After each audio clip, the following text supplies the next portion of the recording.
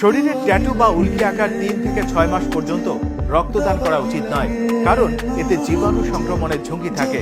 এজন্যই রোনালদোর শরীরে অন্য কোনো খেলোয়াড়দের মতো উল্কি নেই, কারণ তিনি নিয়মিত রক্তদান করে থাকেন।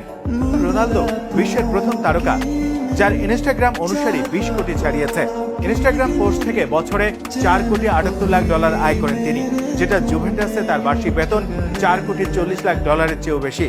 ব্যক্তিগত জীবনে 4 সন্তানের জনক রোনালদো, আর Cristiano Ronaldo Junior, Eva Maria dos Santos, Mateo Ronaldo ও Alana Martina dos Santos Aveiro, এই 4 সন্তান আর বান্ধবী জর্জিনা রদ্রিগেজকে নিয়ে তার সুখের সংসার।